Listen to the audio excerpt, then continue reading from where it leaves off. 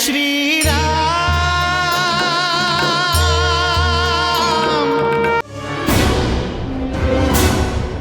सैनिकों,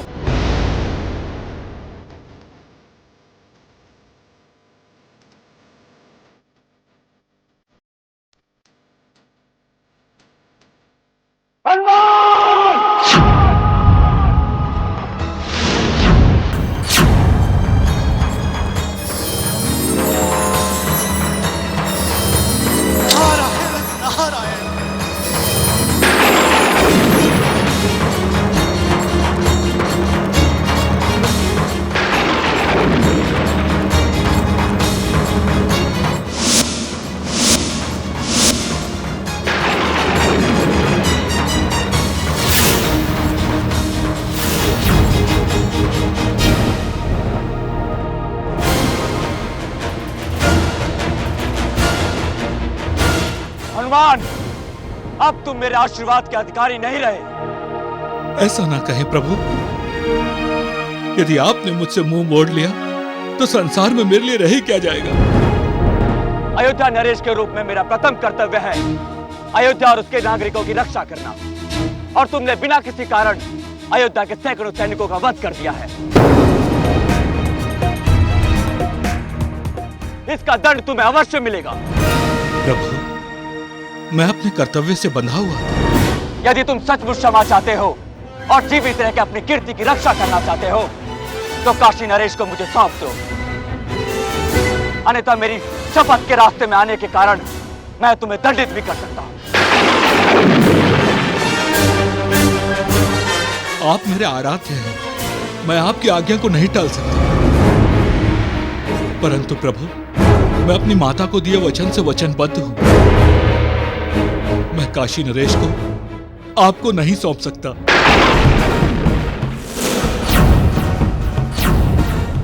मैं अंतिम बार तुमसे कहता हूं हनुमान कि मेरे रास्ते से हट जाओ।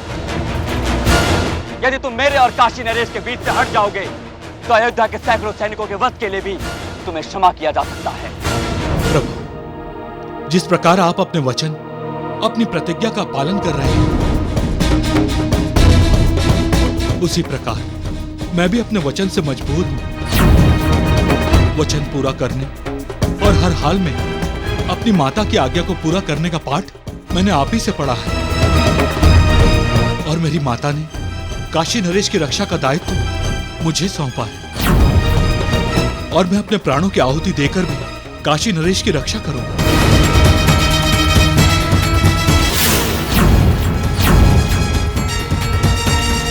तो क्या तुम मर्यादाहीन काशी नरेश की रक्षा के लिए मुझ पर प्रहार करोगे?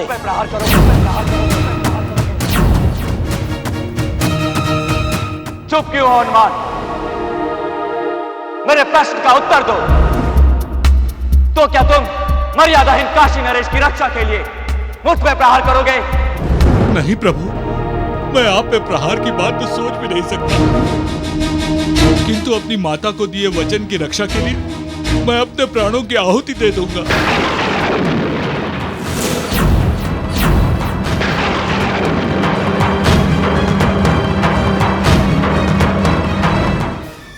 ब्रह्मदेव, इससे पहले ये घटना भयानक रूप ले, हमें इसे यहीं रोकना होगा। कैलाशपति, इस घटना को मैं तो क्या, संसार की कोई शक्ति नहीं रोक सकती। श्री हरि की इच्छा अनुसार आज हमें सृष्टि के दो आधारों, श्री हरि विष्णु और आप, अर्थात प्रभु श्री राम और हनुमान के युद्ध का साक्षी बनना ही होगा। नहीं, श्री राम और हनुमान में युद्ध हुआ तो अनर्थ हो जाएगा। नारद, ये सारा कौतुक आप ही का रचा हुआ है। आप ही ने काशी नरेश को अयोध्या जाने की प्रेरणा दी थी। अब आप ये स्वांग क्यों रच रहे हैं? आपको तो घटना को दुर्घटना बनाने में ही आनंद आता है। महाराज, आज आपकी प्रतिज्ञा का तीसरा दिन है और सूर्य भी अस्त होने ही वाला है। अपनी प्रतिज्ञा पूरी कीजिए अयोध्यापति। काशी नरेश इस समय बजरंगबली के ठीक पीछे सरयू नदी में है।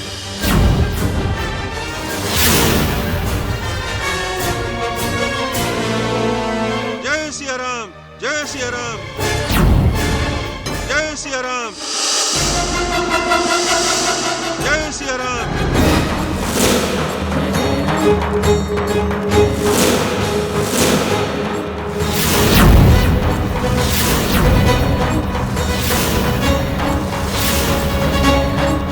ब्रह्मदेव, मैं यहां चुपचाप उपस्थित रहकर यह अनर्थ होते नहीं देख सकता। मैं जाकर उन दोनों को शांत करता हूं। रुक जाइए महादेव, आप मेरे आराध्य हैं। आपकी इच्छा सदा मेरे लिए सबसे बढ़कर है। किंतु इस संसार का विधान है कि जो जिस योग्य हो उसे वैसा ही दंड मिले। मेरी विनती है कि आप इस घटना के बीच में ना पड़े। जय सिया राम, जय सिया राम। मेरी आंखों के सामने ही मेरी मर्यादा को कलंकित करने वाले काशी नरेश का वध मैं सबसे पहले करूंगा। उसके बाद अयोध्या के सैकड़ों सैनिकों का निर्ममता से वध करने वाले हनुमान को मैं दंडित करूंगा। मेरा ये लक्ष्य भेदी बाण काशी नरेश का वध करके ही लौटेगा।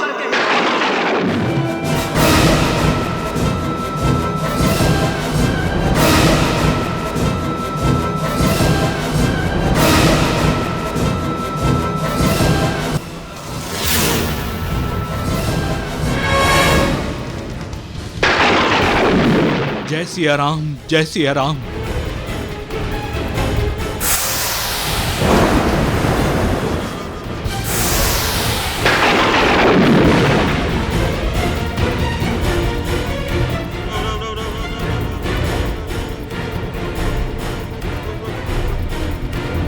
जय सिया राम।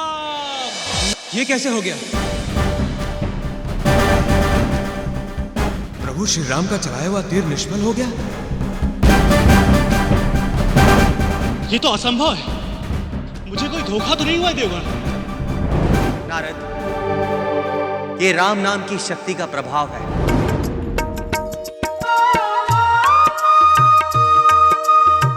राम नाम में वो शक्ति है जो असंभव को भी संभव बना देती है। जय श्री राम। जय श्री राम। जय श्री राम, जय बजरंगबली। काशी नरेश, इतना अधिक प्रसन्न होने की आवश्यकता नहीं है। अभी प्रभु श्री राम की प्रतिज्ञा के 2 तीर सुरक्षित हैं, जो आपके प्राण लेने के हर संभव प्रयास करेंगे। तो फिर जल्दी से इसका कोई उपाय बताइए पवनपुत्र। काशी नरेश, आप जय सिया राम का जाप कीजिए। यही मंत्र आपको पार लगा सकता है। जय श्री राम, जय श्री राम। इस तीर से मैं गुरु विश्वामित्र के दृष्टि के सामने अपनी मर्यादा को कलंकित करने वाले काशी नरेश का वध करूंगा।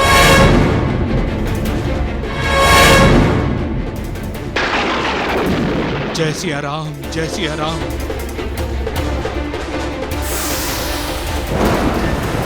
जय राम, जय श्री राम, जय श्री राम।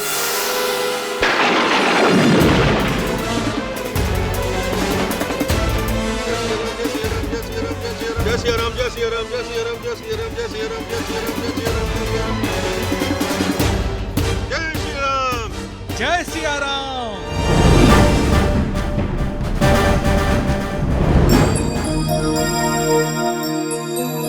अभी एक तीर बाकी है बजरंगबली।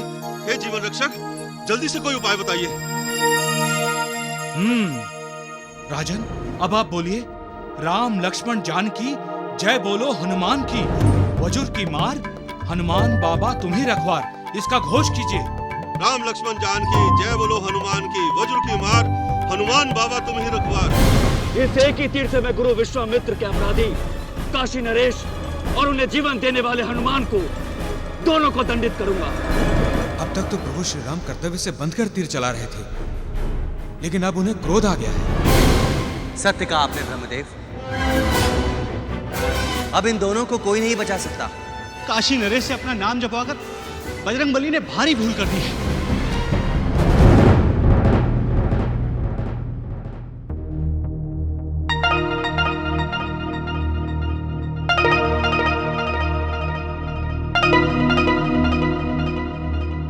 प्रणाम राजमाता। राम और हनुमान का कोई समाचार सुमंत जी? समाचार अभी अभी मिला है राजमाता। महाराज श्री राम ने काशी नरेश के साथ साथ उनकी रक्षा का दायित्व निभाने वाले हनुमान के वध की भी घोषणा कर दी है।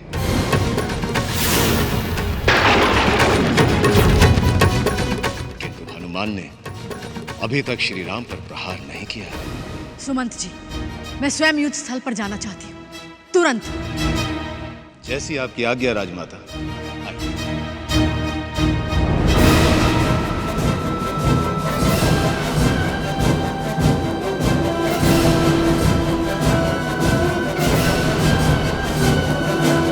हनुमान ने अपनी चतुराई से मेरे दोनों तीर निष्फल कर दिए। ये अंतिम तीर है, कहीं ये भी निष्फल हो गया तो क्या होगा? मेरी प्रतिज्ञा अधूरी रह जाएगी।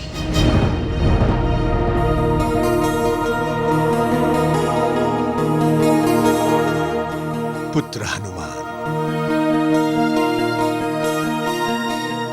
प्रणाम गुरु वशिष्ठ। कल्याण हो। हनुमान, श्री राम ने राजधर्म और क्षत्रिय धर्म निभाने के लिए ही प्रतिज्ञा ली थी कि वे काशी नरेश का वध करेंगे, किंतु तुमने इस घटना में पड़कर उनके क्रोध को और बढ़ा दिया, जबकि तुम्हें भली भांति ज्ञात होना चाहिए कि संसार की कोई भी शक्ति उनके सामने टिक नहीं सकती। गुरुदेव, मुझे ये बात ज्ञात है। तो तुम्हें यह भी ज्ञात होना चाहिए हनुमान कि नीति के अनुसार किसी सेवक का अपने स्वामी के समक्ष या अपने स्वामी के विरुद्ध यूं शस्त्र लेकर युद्ध के लिए खड़े हो जाना अनुचित है, लज्जाजनक है। हनुमान, इस अनर्थ को रोकने के लिए मैं राजगुरु वशिष्ठ तुम्हें आज्ञा देता हूं कि काशी नरेश को श्री राम के समक्ष प्रस्तुत कर दो। गुरुदेव, आपने श्री राम के क्रोध और शक्ति के बारे में जो भी कहा, उसे तो अनेकों बार मैं अपनी आंखों से देख चुका हूं। मुझ जैसे तुच्छ प्राणी में इतना सामर्थ्य कभी नहीं हो सकता कि तीनों लोकों के स्वामी प्रभु श्री राम को चुनौती दे सके। किंतु एक तो मैं अपनी माता की आज्ञा से बंधा हूं, और दूसरे क्या हनुमान? गुरुदेव, मैं इस घटना के द्वारा सारे संसार का परिचय राम नाम की शक्ति से करवाने का प्रयास कर रहा हूं। यदि मेरा अंत मेरे स्वामी के हाथों लिखा है, तो यह मेरा सौभाग्य है। तुम धन्य हो हनुमान। इस घटना के पीछे तुम्हारा छुपा हुआ उद्देश्य सचमुच महान है, किंतु ये संसार राम नाम की शक्ति से भली भांति परिचित हो चुका है। इसलिए मैं तुम्हें आज्ञा देता हूं कि श्री राम के तीसरा तीर संधान करने से पहले तुम किसी भी प्रकार इस विवाद को शांत करो।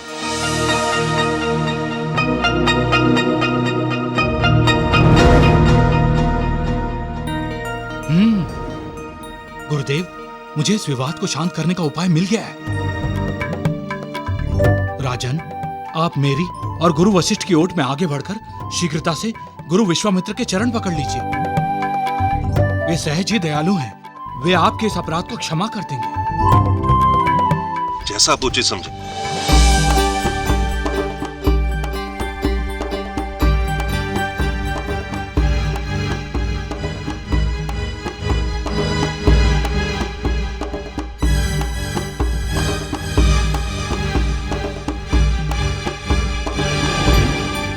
राजर्षि, मुझे आप क्षमा करें। मैंने जानबूझकर आपका अपमान कभी नहीं किया। यदि मुझे पता होता कि आप भी वहां उपस्थित थे, तो मैं आपकी चरण वंदना करके आपका आशीर्वाद अवश्य लेता। किंतु मेरे स्वभाव में कुछ ऐसा उतावलापन है कि ठीक से मैंने अपनी दृष्टि आसपास घुमाई ही नहीं, जिस कारण मैं आपका आशीर्वाद लेने से वंचित रह गया। और आप मुझ पर क्रोधित हो गए। मुझे क्षमा करें ऋषिवर, मुझे क्षमा करें।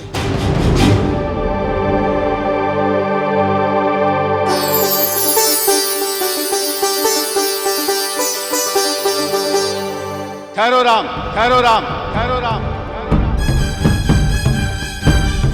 तुम्हारी प्रतिज्ञा पूर्ण हुई। काशी नरेश के अपराध का प्रायश्चित हो चुका है। मैंने इसे क्षमा कर दिया है,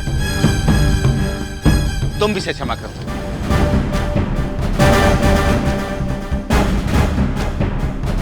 श्री राम ने तो तीर वापस खींचा ही नहीं। कहीं वे अभी भी मुझे दंड तो नहीं देना चाहते? आप चिंता ना कीजिए काशी नरेश। गुरु विश्वामित्र की बात प्रभु श्री राम कभी नहीं टाल सकते।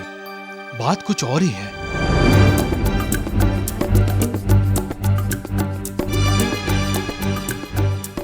राम,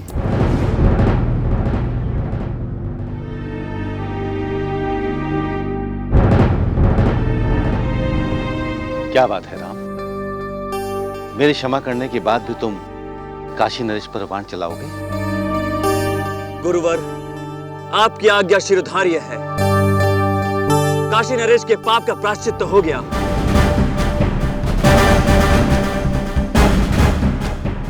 परंतु हनुमान का दंड अभी बाकी है।